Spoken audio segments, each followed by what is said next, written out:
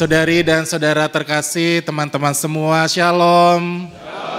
Ya, hari ini saya kembali datang ya setelah mungkin beberapa bulan saya nggak kesini karena ada beberapa tugas. Dan hari ini kita merayakan Hari Raya Tritunggal Maha Kudus. Hari ini merupakan hari yang paling sulit untuk para romo berkhotbah. Ya, kenapa? Karena misteri Allah Tritunggal itu menjadi misteri yang sulit untuk dijelaskan. Karena kalau kami para imam sebelum kami ditabiskan itu belajar, itu bisa sampai 4 SKS juga masih susah untuk dipahami. Pada suatu ketika ada yang namanya Santo Agustinus dari Hippo, dia berjalan-jalan di pinggir laut. Kemudian dia melihat anak kecil sedang menggali lubang di dekat laut itu. Kemudian ditanya, "Mengapa kamu gali lubang?" Nah, anak kecil itu menjawab, "Saya mau memindahkan seluruh isi air lautan itu ke dalam lubang yang dia gali." Nah, kata Agustinus, mana mungkin hal itu menjadi hal yang mustahil. Demikian anak kecil itu bilang, demikian pula halnya ketika kita mau menjelaskan ya seluruh misteri Allah Tritunggal ke dalam isi kepala kita, ke dalam otak kita yang terbatas, itu juga menjadi hal yang mustahil. Maka teman-teman yang terkasih, tentu yang namanya misteri menjadi tetap misteri yang mungkin kita hanya sebagian yang bisa kita telaah, yang bisa dipelajari, tetapi justru misteri Allah Tritunggal yang tak terbatas, tak terselami, itu menjadi luar biasa dalam penghayatan iman kita. Kemudian apa yang dapat kita renungkan dari misteri Allah Tritunggal? Ya, tentu kalau ditanya sebenarnya Allah orang Katolik itu 3 apa 1 atau berapa gitu ya. Kadang-kadang ini juga menjadi pertanyaan dari teman-teman kita. Allah kita adalah Allah yang esa ya. Jadi Allah kita adalah Allah yang tunggal, Allah yang esa, tetapi dengan 3 pribadi, Allah Bapa, Allah Putra dan Allah Roh Kudus. Jadi kita bukan triteisme yang menyembah 3 Allah, tetapi kita tetap menyembah yang namanya Allah yang esa. Dan lantas dari Allah Bapa, Allah Putra dan Allah Roh Kudus, ya apa yang dapat kita hayati adalah relasi kesatuan antar mereka dinamakan relasi cinta kasih. Ya, maka konsep yang paling sederhana untuk bisa menjelaskan bagaimana kesatuan Allah Bapa, Allah Putra, dan Allah Roh Kudus tercermin dari relasi Allah Triniter, yaitu relasi cinta kasih. Sesederhananya ketika dalam hidup keluarga, ya, suami dan istri saling mengasihi, orang tua dengan anak saling mengasihi, maka itu adalah relasi kasih Allah Trinitaris yang hadir di tengah keluarga. Atau ketika dalam suatu komunitas ya bagaimana kita mengasihi antar teman, antar anggota komunitas atau bahkan saudara-saudara di tempat ini, itu juga menjadi bukti bahwa Allah Tritunggal yang senantiasa hadir menaungi hidup kita. Salah satu seorang filsuf namanya Gabriel Marcel itu pernah menjelaskan konsep mengenai kasih.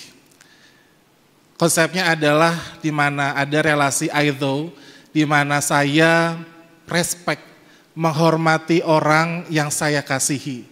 Ya, contohnya ketika suami mengasihi istri, kalau mungkin teman-teman yang sudah berkeluarga ingat ya, apa janji pernikahan di depan altar? Saya mau mengasihi seumur hidup saya dalam untung dan malang, di waktu sehat dan sakit, dan seterusnya. Ya, itu maka relasi yang memberi. Relasi kasih yang mau mengungkapkan jati dirinya untuk memberi kepada pasangannya. Kebalikannya, yaitu relasi yang namanya I it. Relasi yang menganggap manusia atau pribadi yang lain seperti benda atau sesuatu. Ya, maka konsepnya bukan memberikan, tetapi menggunakan untuk kepentingan diriku sendiri. Nah, maka teman-teman, saudara-saudari yang terkasih, tentu peristiwa Allah Tritunggal mengingatkan kita kembali makna cinta kasih, relasi kita dengan sesama ada relasi yang saling memberi, sebagaimana Allah Bapa memberikan kasih-Nya kepada Allah Putra dan Allah Roh Kudus kasih itu yang menyatukan di antara mereka. Maka saudari dan saudara terkasih, semoga inspirasi perayaan Hari Raya Tritunggal Maha Kudus mengingatkan kembali begitu pentingnya relasi kasih. Maka dalam hidup kita, baik di tempat ini, ya kita ingat kembali bagaimana tingkah laku kita, perkataan kita, perbuatan kita, apakah sudah mencerminkan relasi kasih sebagaimana relasi Allah Tritunggal yang kita peringati hari ini. Dan tentu ketika kita mau mengasihi sesama kita, ya maka bukan hitung-hitungan gitu ya. Saya sudah mengasihi, kemudian dicatat, saya sudah memberikan ini kepada kamu, maka harus timbal balik. Ya. Pengalaman saya itu kan tugas di salah satu kampus ya bersama dengan mahasiswa-mahasiswi. Ada satu pasangan gitu ya yang kemudian datang, Romo, saya itu kesal dengan pasangan saya. Kenapa gitu saya tanya. Iya, kami itu relasinya relasi toksik, Romo. Ya, ada yang tahu relasi toksik? Ini zaman-zaman anak now sekarang ya. Kenapa? Pokoknya kalau saya ketemu itu berantem mulu ya.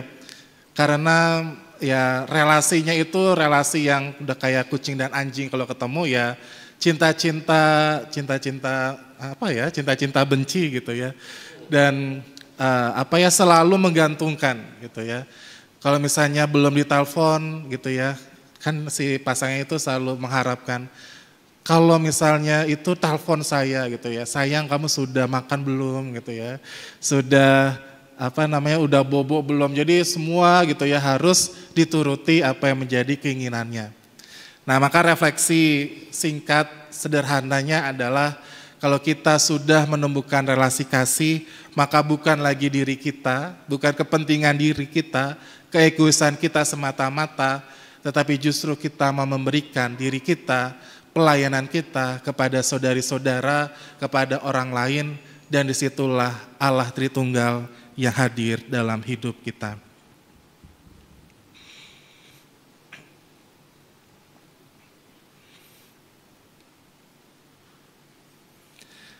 Saudari dan saudara terkasih, menanggapi sabda Tuhan, marilah kita mengungkapkan iman kepercayaan kita dengan mengucapkan syahadat para rasul.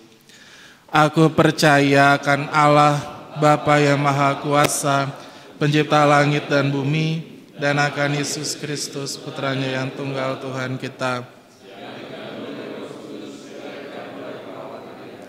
yang menderita sengsara dalam pemerintahan Pontius Pilatus, disalibkan, wafat dan dimakamkan, yang turun ke tempat penantian, pada hari ketiga bangkit dari antara orang mati, yang naik ke surga, duduk sebelah kanan Allah Bapa yang Maha Kuasa. Dari situ ia akan datang mengadili orang hidup dan yang mati. Aku percaya akan Roh Kudus, Gereja Katolik yang kudus, persekutuan para kudus, pengampunan dosa, bangkitan badan, kehidupan kekal. Amin.